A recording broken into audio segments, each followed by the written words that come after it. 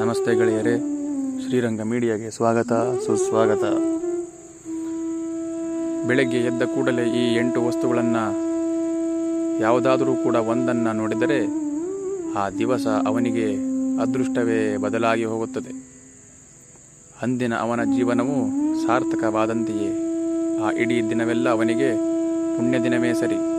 ಆ ಪುಣ್ಯತಮವಾದಂತಹ 8 ವಸ್ತುಗಳು ಯಾವುವೆಂದರೆ, ಕಪಿಲ ಬಣ್ಣದ ಹಸುಗಳೆಲ್ಲವೂ ಕೂಡ ಕಾಮಧೇನುವಿನ ಪ್ರತೀಕಗಳೇ. 33 ಕೋಟಿ ದೇವತೆಗಳು ಹಸುವಿನಲ್ಲಿರುತ್ತಾರೆ. ಆದ್ದರಿಂದ ಹಸುವು ಕೂಡ ಶುಭ ಸೂಚಕ. ನಂತರ ಕನ್ನಡಿಯು ಮಂಗಳದ ಸೂಚಕ. ಶುಭ ಸ್ವೀಕಾರದಂದು ದರ್ಪಣವನ್ನು ನೋಡಿ ಅಲಂಕಾರವನ್ನು ಮಾಡಿಕೊಳ್ಳುವುದಿಲ್ಲವೇ, ಆ ಕನ್ನಡಿಯೂ ಕೂಡ ಶುಭ ಫಲ.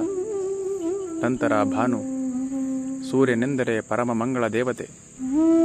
ಹಳ್ಳಿಗಳಲ್ಲಿಯೂ ದಿಲ್ಲಿಗಳಲ್ಲಿಯೂ ಬೆಳಕನ್ನುಂಟು ಮಾಡುವ ಪ್ರಕಾಶ ದೇವತೆ. ಆ ಸೂರ್ಯನನ್ನು ನಾವು ಪ್ರತಿನಿತ್ಯವೂ ಕೂಡ ನೋಡಿದರೆ ನಮಗೆ ಮಂಗಳಕರ ಉಂಟಾಗುತ್ತದೆ. ತದನಂತರ ಭಾಗ್ಯವಂತ, ಶ್ರೀಮಂತ, ತನ್ನ ಪೂರ್ವ ಪುಣ್ಯದ ಫಲವಾಗಿ ಲಕ್ಷ್ಮಿಯನ್ನು ಪಡೆದಿರುವ ಅದೃಷ್ಟಶಾಲಿ, ಸಂಪತ್ ದೇವತೆಯ ಕೃಪಾಪಾತ್ರ. ಆದ್ದರಿಂದ ಅವನನ್ನು ನೋಡಿದರೆ ಹೂವಿನ ಜೊತೆ ನಾರುವು ಕೂಡ ಸ್ವರ್ಗವನ್ನು ಸೇರಿದಂತೆ ನಮಗೂ ಕೂಡ ಒಳ್ಳೆಯದಾಗುತ್ತೆ. ತದನಂತರ ಭೂಪತಿ, ರಾಜ, ಚಕ್ರವರ್ತಿ, ಸಾರ್ವಭೌಮ, ಮಹಾರಾಜ, ಭೂಮಿಯ ಒಡೆಯನಾಗಿರಬೇಕಾದರೆ ದೈವಾನುಗ್ರಹವೂ ಇರಬೇಕಲ್ಲವೇ. ಆದ್ದರಿಂದ ಅವನನ್ನು ನಾವು ನೋಡಿದರೆ ನಮಗೆ ದೈವಾನುಗ್ರಹವೇ ಆದಂತೆ. ನಂತರ ಆಚಾರ್ಯ, ನಮಗೆ ವಿದ್ಯೆಯನ್ನು ಕಲಿಸಿದ ಗುರುಗಳು, 4 ಅಕ್ಷರಗಳನ್ನು ವಿದ್ಯಾರ್ಥಿಗಳಿಗೆ ತಿಳಿಸಿದ ಮಹಾತ್ಮ, ಇನ್ನು ಆಧ್ಯಾತ್ಮ ಸದ್ಗುರುವಂತೂ ಪರಬ್ರಹ್ಮ ಸ್ವರೂಪನೇ.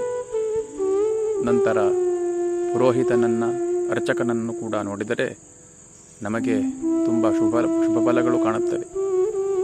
ನಂತರ ಅನ್ನದಾತ, ನಮಗೆ ಅನ್ನ ಕೊಡುತ್ತಿರುವ ಮಹಾತ್ಮನು. ಈ ಮಹಾತ್ಮನು ಯಾರೆಂದರೆ ದೇಶಕ್ಕೆ ಅನ್ನವನ್ನು ಕೊಡುತ್ತಿರತಕ್ಕಂಥ ರೈತನು.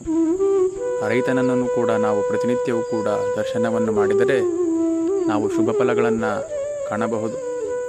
ನಂತರ ಪತಿವ್ರತೆ, ಗಂಡನೇ ದೇವರೆಂದು, ಗಂಡನೇ ಸರ್ವಸ್ವವೆಂದು ಯಾರೂ ಕೂಡ ಇರುತ್ತಾರೆಯೋ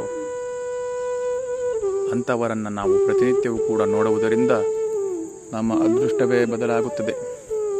ಆದ್ದರಿಂದ ಈ 8 ವಸ್ತುಗಳಲ್ಲಿ ಒಂದನ್ನಾದರೂ ಕೂಡ ನೋಡಿದರೆ ನಮಗೆ ಶುಭ ಫಲಗಳನ್ನು ಕಾಣಬಹುದು ಅಂತ ಹೇಳಿ ಈ ಸಂಚಿಕೆಯನ್ನು ಇಲ್ಲಿಗೆ ಮುಕ್ತಾಯವನ್ನು ಮಾಡ್ತಾ ಇದ್ದೇವೆ.